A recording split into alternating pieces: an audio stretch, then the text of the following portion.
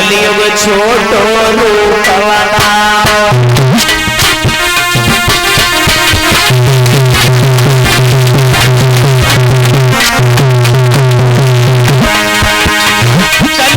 छोटो रूप बनाओ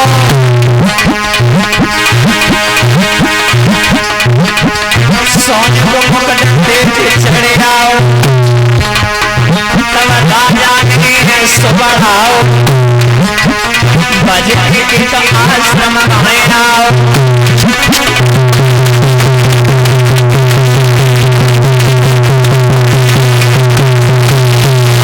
याद रखना भाइयों, राजा परीक्षित के सिर पर कलियुग सवार हो गया। प्रथम प्रकोप डाला, परीक्षित के सिर पर सवार हो गया, राजा का गला सुखा दिया। राजा परीक्षित को प्यास लगी है और प्यास लगी है, प्यास की आस में राजा परीक्षित आगे जा रहे हैं। अरे राजे लगी प्यास एलानी अरे वो बजा आगे थोड़े दाया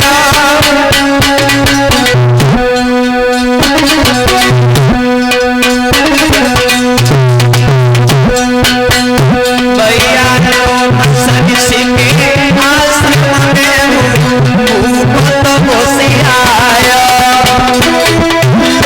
सभी से आश्रम में भूपत बसी आया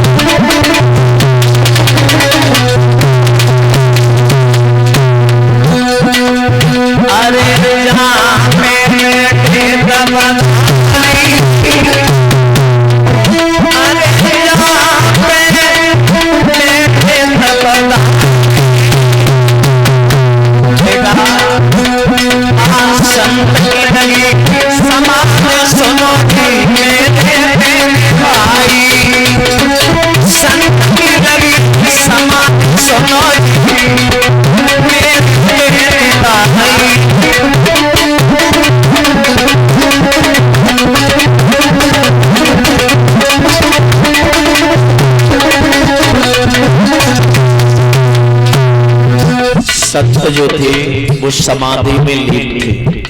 परीक्षित ने देखा कि इसने मेरा अपमान कर दिया, इसे मालूम है राजा आ रहा है दूर से, पानी हमसे मांगेगा, तो पानी न देने के कारण नेत्र बंद किए बैठ गया।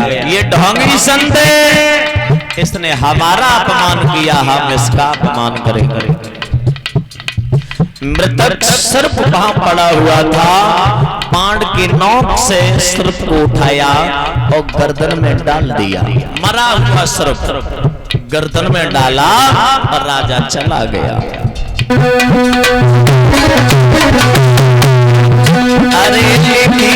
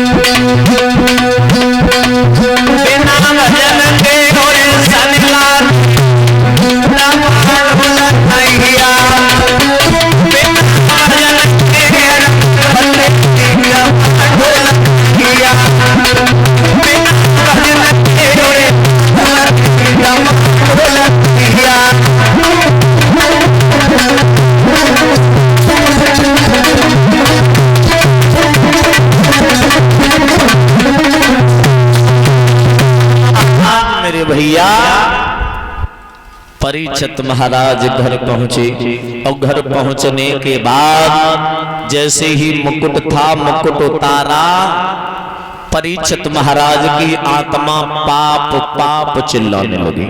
आज हमसे कोई पाप हो गया, आज हमसे कोई पाप हो गया। एक संत भागा श्रृंगी ऋषि से कह दिया, तुम्हारे पिता का अपमान करके राजा चला गया, तुम्हारे गुरु का अपमान करके यहाँ का राजा चला गया। तो श्रृंगी ऋषि ने कमंडल में से जल लिया, ये क्रोधी महात्मा थे, और श्राप दे दिया।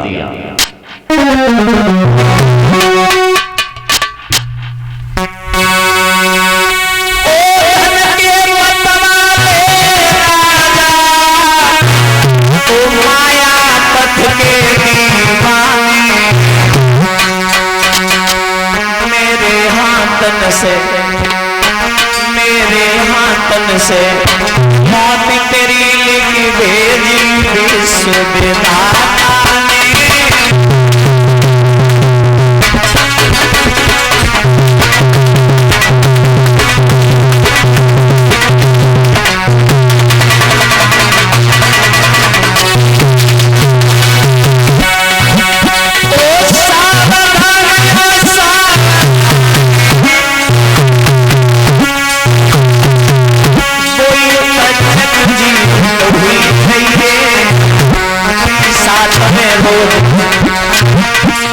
साथ में रोज पापी पोयम खिला दिए।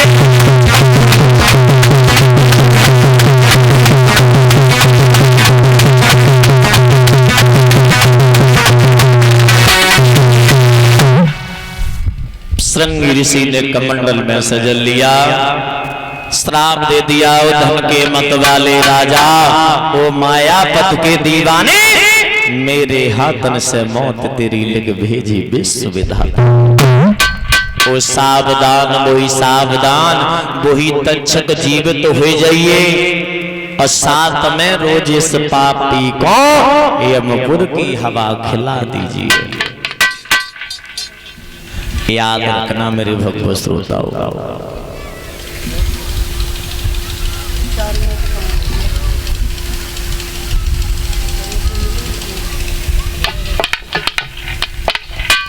बोलिए गोविंद भगवान की।